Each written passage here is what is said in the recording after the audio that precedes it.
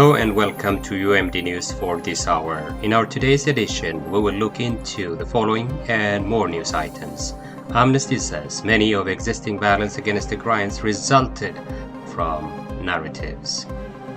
Ethiopia foils a cyber attack on a Nile Dam and financial institutions.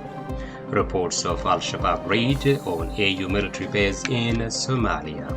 Please do not forget to like and share our programs and subscribe to our YouTube channel.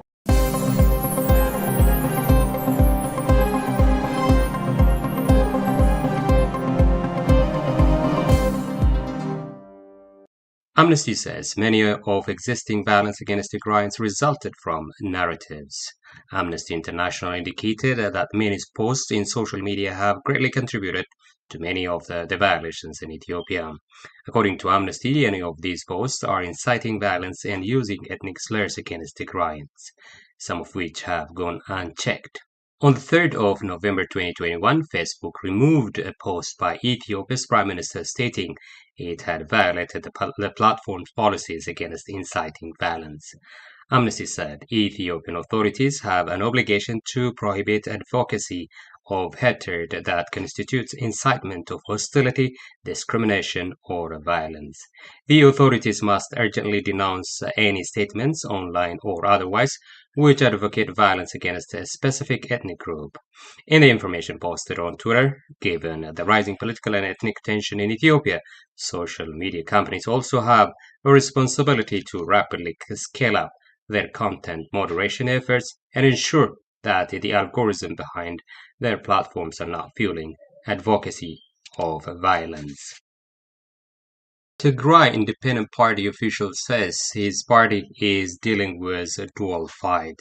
High-ranking official of the Tigray Independent Party said his party is dealing with dual fights within the region and beyond. Mahari Yohannes, who is also a political science professor at Maqala University, said his party has faced an internal challenge emanating mainly from the leading party of the Tigray People's Liberation Front Party, TPLF, and state-affiliated media outlets including Tigray Media House and Dimtsi Weyane. In these two consecutive televised responses to public questions via a newly established media, Tigray Public Media TPM, Mahari said, like other fellow Tigrayans, his party is also fiercely fighting external injustice coming from Ethiopia and other regional forces like Eritrea. Mahari has responded to many questions from the public pertaining to politics, social and economic issues. To address the multifaceted problems of Tigray, he said the issues Tigrayans need to provide their solidarity to their struggle. The two-part interview with Professor Mahari is found at Tigray Public Media TPM. Meanwhile, Salsai Weyane Tigray says Tigray economy turned into contraband usury. It has reached a point where opposition parties in the region are unable to operate and organize political activities, according to Kinfa Hadush, public relations head Salsai Weyane Tigray, who spoke to DW Amharic reporter in Maqala. He said last Saturday his party called a public meeting in Maqala, an event that attracted as many as 600 residents from the city. But the TPLF leaders did not allow it to happen and security forces dispersed it, he added. The opposition party warns that the situation could lead to a worsening situation in the region.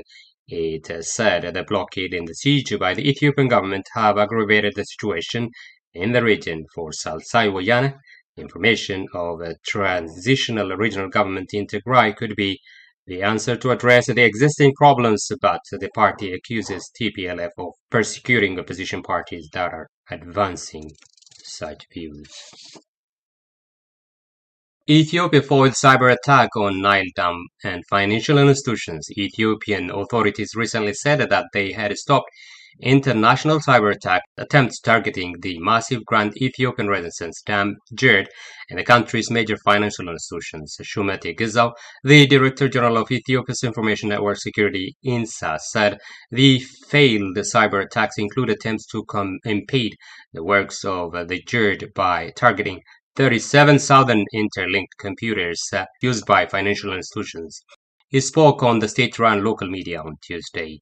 Mr. Shumeti alleged that an organization sponsored by the country's that MV Peace and Development Endeavors of Ethiopia has declared cyber war against Addis Ababa under the motto of Black Pyramid War.